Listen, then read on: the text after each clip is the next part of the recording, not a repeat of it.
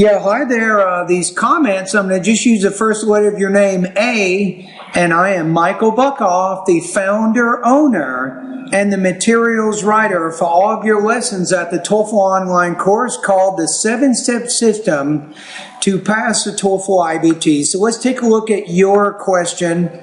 So you want to take part in the TOEFL exam. You need a speaking score more than 26. You say, do you have any specific way to help me? You say, I listen to Notefull, but I think it is not useful for getting higher speaking. If you have a different method which is effective, please let me know. All right, I'll do a demonstration during this particular video to show you how I help my students. I'm pretty familiar with Notefull. Notefull's a pretty good company.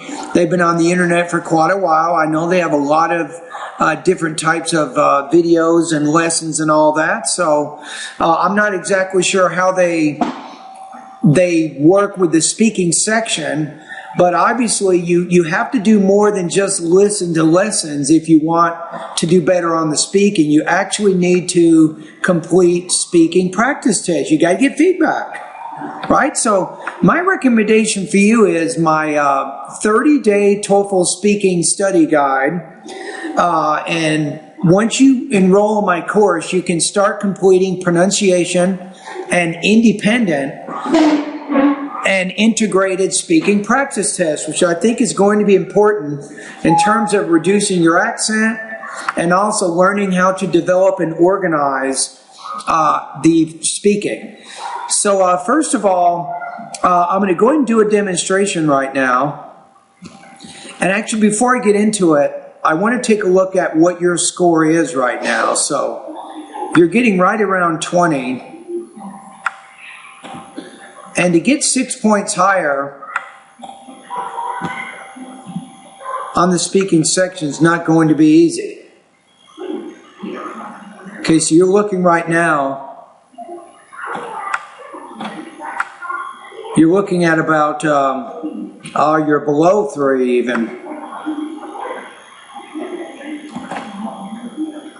So right now you're right around between around 2.5 or so, or 20 points out of 30 on the IBT speaking. If you take a look at it here, delivery. So possibly you have unclear articulation, some problems with intonation. You might be using what's called pragmatic or telegraphic type language. That means instead of saying, you know, I went to the store, you might say, I went store.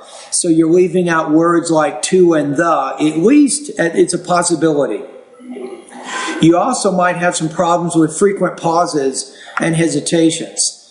Now, an additional problem you might have right now is limited range and control of your grammar and your vocabulary, and you're not able to fully express your ideas. And the last problem you might be having is in your topic development, is you're expressing mostly basic ideas with limited details and support.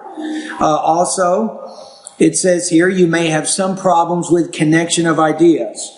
So there's really these 3 possibilities as you complete independent and integrated speaking practice tests. Part of my job, you're paying me when you enroll in my course, is to give you feedback in these 3 areas: delivery, language use, and also topic development. So as you begin completing practice tests in my online course, I will start getting more and more information about your strengths and your weaknesses in your speaking, and then I can begin recommending the lessons that I think will be best in helping you solve the problems that you have right now.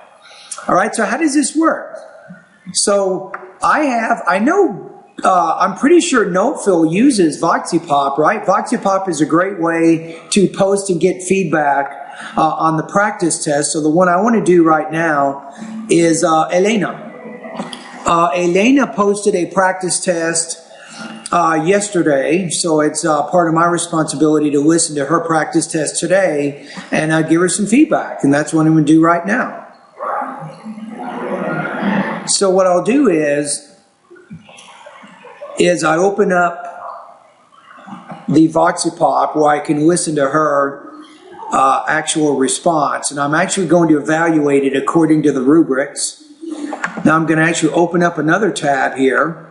Now once I start this recording, I will not be talking to you directly. I'll now be talking to Elena for a minute, but you can just get an idea as I interact with her. You can get an idea of how my online TOEFL course works, and specifically how I help students solve problems with speaking. Okay, so I want to go here. Yeah, hi there, Elena. This is Michael, the founder, owner, and the materials writer for all of your lessons at the 7-step system to pass the TOEFL IBT. I'm going to listen to your independent speaking practice test 1 right now. Now, if I remember correctly, the question is, describe a place you visited as a child. What is your favorite memory while visiting this place? So let's hear what you have to say.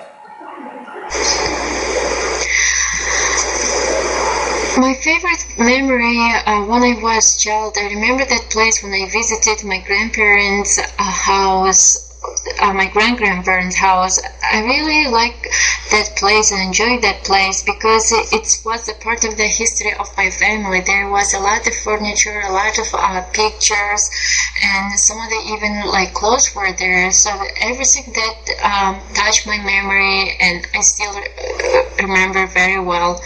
Okay, so in the first part of the speech, you are trying to describe the place, but you're not. You probably could be a little more specific than you are. So if you describe the place, you can talk about the house or the furniture, or the backyard, front yard. So you probably have to be a little more specific in how you do that. Everything from that.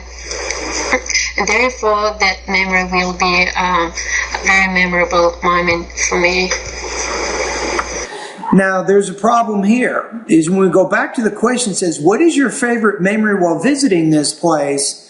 I don't think you really answered that question in detail, so you probably spent a little bit too much time on the first part of the question, but even then you didn't really give an adequate description, but you didn't have enough time to explain what your favorite memory was.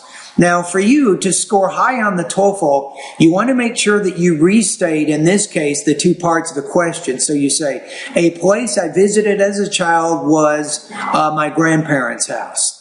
Then take maybe 10 or 15 minutes to describe it. Then say, my favorite memory while visiting their house was when we cooked marshmallows in a fire pit in the backyard for the 4th of July or something. Then you go on and explain a little more detail about that. So I think you could do a little bit better job answering that question. So let's take a look at the rubrics now. So if you want to score in the 3 range, I think that you have to make sure that you are directly, explicitly answering that question. So I don't think you did. So I'm going to put you in the 2 range on this one. The good news is, in terms of your delivery, you have fairly clear pronunciation. You had a few awkward pauses in there. And I'd like you to review, in the pronunciation area of my course, I'd like you to review the thought groups and blending. I think that would be some good lessons to help you right now. Now, in terms of your language use, I think that you're using you have pretty good control of your grammar and your vocabulary, but your vocabulary is kind of general. So you need to work on improving your vocabulary so you're a little more specific in the responses that you give. So you can review or study, if you haven't seen them already, you can take a look at my vocabulary lesson number 3, lesson number 4, number 5, and number 6. That's going to help improve your language use a lot. Now, in terms of topic development, like I said, you need to more directly and explicitly answer the question and make sure you have specific details to help support those generalizations. Take a look at I think it's speaking lesson number 2, and in that particular lesson, I'll give you some general ideas on how you can organize your TOEFL speaking task and make sure that you're developing your task with specific details. All right, so your score here, I'm going to put you at about 2.3 out of 4, or 18 points out of 30, mainly because you really didn't directly answer both parts of the question, at least, not with enough telling detail. All right, anyway, thank you very much.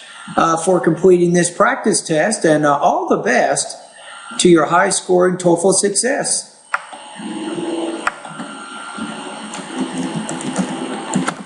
Okay, I'm back to you, A. So what I do now is I save my comments, and she will go back to the Voxipop discussion group, and she can see these comments today or tomorrow. So that's pretty much how it works. So let me go ahead and save this. See, so I'm saving my comments. I want to make sure all of my TOEFL students, they get every time they do a speaking or pronunciation exercise, especially when they do the pronunciation pretest and also my independent and integrated speaking practice test, I like to give them feedback in those areas, because how are you going to get better if you don't get that feedback? So now she has an idea of what she needs to do to get better. So this is where she made her comment. And these are my comments right here. Yeah, hi there, Elena. This is Michael. So now she can listen to that. And then we go back to your comments. So let's see what you said here. So this is my method. I mean, you can make the decision on whether or not it's effective. I'm going to be honest with you. You're in great shape right now. You got 87 out of 120 on the TOEFL IBT, which is good. However, your speaking is kind of low. You should be a little bit higher than that there. So this is a weak area. So my goal is to try to solve your problems by diagnosing any possible pronunciation problems that you might have. And then as you begin posting independent and integrated speaking practice tests, I will give you feedback each time in terms of your delivery, your language use, and also your topic development. So in time, you will be more aware of what your weaknesses are, and then I will also be able to give you recommendations, like I did Elena, of how you can improve your speaking proficiency. All right? Anyway, thank you very much.